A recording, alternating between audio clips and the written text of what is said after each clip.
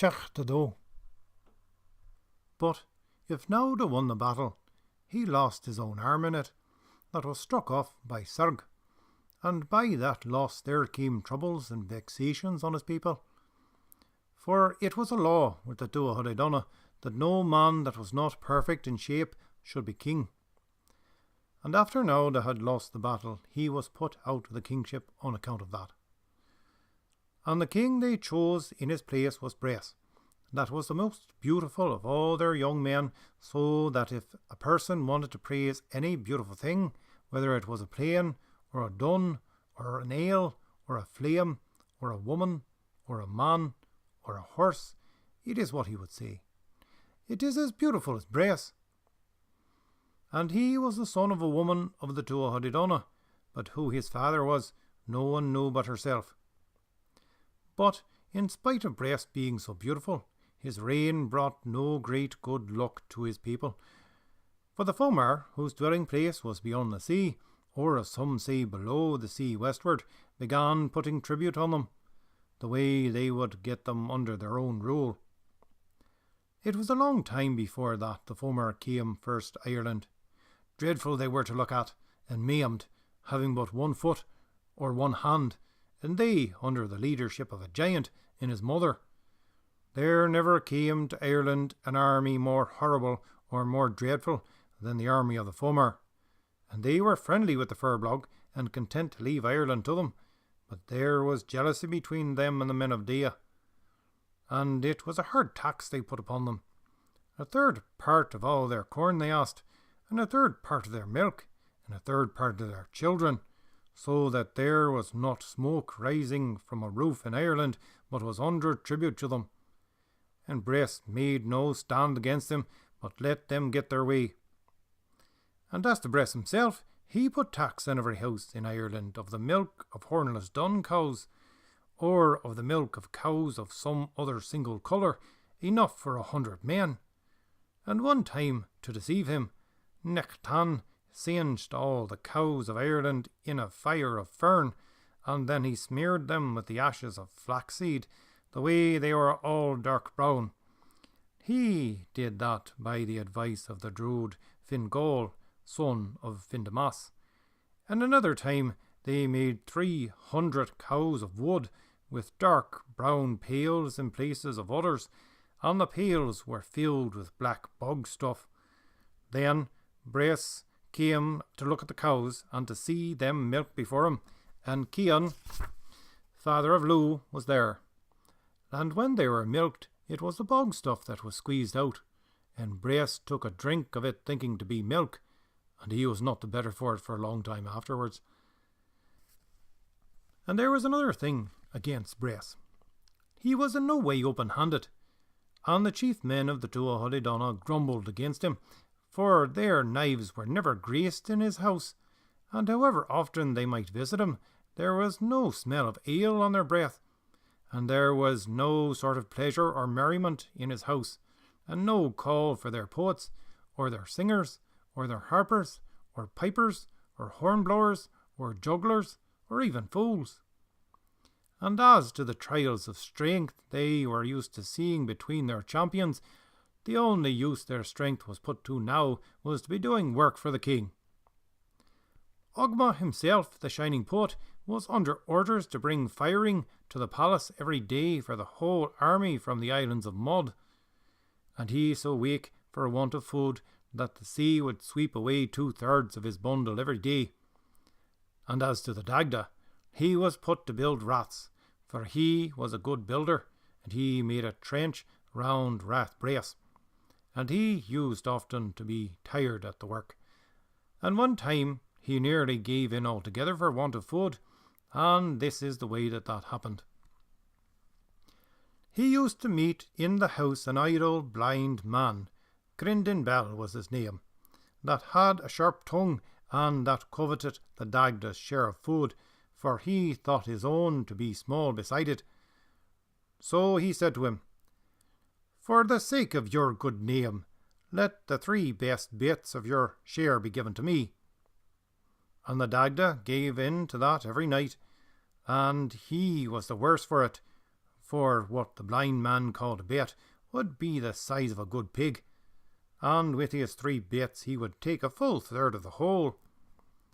But one day, as the Dagda was in his trench, he saw his son, Angus Og, coming to him. "That is a good meeting," said Angus, "but what is it that is upon you? For you have no good appearance today." "There is a reason for that," said the Dagda. "For every evening, Crendon Bal, the blind man, makes a demand for the 3 best baits of my share of food, and takes them away from me." "I will give you an advice," said Angus. He put his hand in his bag then, and took out 3 pieces of gold and gave them to him. "Put these pieces of gold into the 3 baits you will give this evening to Crendon Bal," he said, "and they will be the best baits in the dish, and the gold will turn within him the way that he will die." So, in the evening, the Dagda did that, and no sooner had Crendon Bal swallowed down the gold than he died. Some of the people said then to the king, "The Dagda has killed Crendon Bal, giving him some deadly herb." The king believed that, and there was anger upon him against the Dagda, and he gave orders he should be put to death. But the Dagda said, "You are not giving a right judgment of a prince." And he told all that had happened, and how Crendon Bal used to say, "Give me the 3 best bits before you, for my own share is not good tonight." "And on this night," he said, "the 3 pieces of gold were the best things before me, and I gave them to him, and he died." The king gave orders then to have the body cut open, and they found the gold inside it, and they knew it was the truth the Dagda had told. And Angus came to him again the next day, and he said, "Your work will soon be done, and when you are given your wages, take nothing they may offer you till the cattle of Ireland are brought before you, and choose out a heifer then, black and black maned, that I will give you the signs of."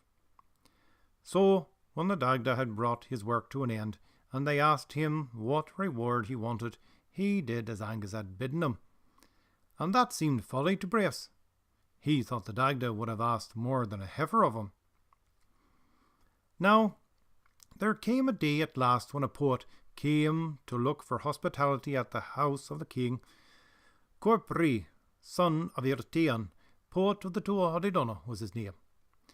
And it is how he was treated. He was put in a little dark narrow house where there was no fire, and no furniture, and no bed. And for a feast 3 small cakes he was given, and they dry, and they were brought to him in a little dish. When he rose up on the morrow, he was in no way thankful, and as he was going across the green, it is what he said: "Without food ready on a dish, without milk enough for a calf to grow on, without shelter, without light in the darkness of the night, without enough to pay a storyteller, may that be the prosperity of Bres." And from that day there was no good luck with Bres, but it is going down he was for ever after. And that was the first satire ever made in Ireland. Now, as to Nuada, after his arm being struck off, he was in a sickness for a while, and then Dian Keith, the healer, made an arm of silver for him, and movement in every finger of it, and put it upon him. And from that he was called Nuada Argat Lav, of the silver hand, for ever after. Now Mike, son of Dian Keith, was a better hand at healing than even his father, and had done many a great thing. He met a young man having but one eye at Tavere one time, and the young man said, "If you are a good physician, you will put an eye in the place of the eye that I have lost." "I could put the eye of that cat in your lap into its place," said Mike. "I would like that well," said the young man. So Mike put the cat's eye into the young man's head, but he would as soon have been without it afterwards, for when he wanted to sleep and take his rest, it is then the eye would start at the squeaking of some mouse, or at the flight of some birds, or at the movement of the rushes, and when he was wanting to watch an army or a gathering, it is then it was sure to be deep in its sleep. And Mike was not satisfied with what his father had done to the king, and he took Nuada's own hand that had been struck off, and he brought it to him, and set it in its place, and he said, Joint to joint, and sinew to sinew. 3 days and 3 nights he was with the king. The first day he put his hand against his side, and the second day against his breast, till it was covered with skin, and the third day he put bulrushes that were blackened in the fire on it, and at the end of that time the king was healed. But Dayan Keith was vexed when he saw his son doing a better cure than he himself, and he threw his sword at his head, that it cut the flesh, but the lad healed that wound by means of his skill. Then Dayan Keith threw it a second time, that it reached even to the bone, but the lad was able to cure even that wound. Then he struck him the third time and the fourth, till he cut out even his brains, for he knew no physician could cure him after that blow, and Mike died, and he buried him. And the herbs grew up from his grave, to the number of his joints and his sinews, 365. And our maid, his sister, came and spread out her cloak, and laid out the herbs in it, according to their virtue. But Dayan Keith saw her doing that, and he came and mixed up the herbs, so that no one knew all their right powers, even to this day. Then, when the Tuatha Dé Danann saw Nuada as well as he was before, they gathered together to Tavere, where Bres was, and they bade him give up the kingship, for he had held it long enough. So he had to give it up, though he was not very willing in doing that, and Nuada was put back into the kingship again. There was great vexation on Bres then, and he searched his mind to know how he could be avenged on those that had put him out, and how he could gather an army against them. And he went to his mother, Arai, daughter of Delbeath, and bade her to tell him what his race was. I know that well, she said, and she told him that his father was a king of the Fomorians, Elthan, son of Delbrech, and that he came to her one time over a level sea in some great vessel that seemed to be of silver, but she could not see its shape, and he himself having the appearance of a young man with yellow hair, and his clothes sewed with gold, and 5 rings of gold about his neck. And she that had refused the love of all the young men of her own people gave him her love, and she cried when he left her. And he gave her a ring from his hand, and bade her give it only to the man whose finger it would fit, and he went away then, the same way that he had came. And she brought out the ring then to Bres, and he put it around his middle finger, and it fitted him well. And they went then together to the hill where she was the time she saw the silver vessel coming, and down to the strand, and she and Bres and his people set out for the country of the Fomor. And when they came to that country, they found a great plain, with many gatherings of people in it, and they went to the gathering that looked the best. And the people asked where did they come from, and they said they were come from Ireland.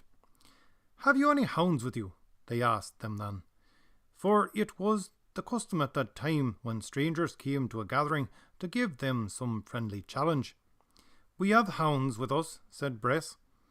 So the hounds were matched one against another, and the hounds of the Tuatha Dé Danann were better than the hounds of the Fomor. Have you horses for a race? They asked then. We have, said Bres. And the horses of the Tuatha Dé Danann beat the horses of the Fomor. Then they asked, was any one among them a good hand with the sword? And they said Bres was the best. But when he put his hand to his sword, Erthian, his father, that was among them, knew the ring, and he asked who was this young man. Then his mother answered him and told the whole story, and that Bres was his own son. There was sorrow on his father then, and he said, what was it drove you out of the country you were king over? And Bres said, nothing drove me out but my own injustice and my own hardness. I took away their treasures from the people, and their jewels, and their food itself, and there was never tax put on them before that I was king. That is bad, said his father. It is of their prosperity you had a right to think more of than of your own kingship. and their goodwill would be better than their curses, he said. And what is it you are come looking for here? I am come looking for fighting men, said Bres, that I may take Ireland by force. You have no right to get it by injustice when you could not keep it by justice, said his father. What advice have you for me then, said Bres. And Earthan bade him to go to the chief of the king of the Fomor, Balor of the Evil Eye, to see what advice and what help he would give to him.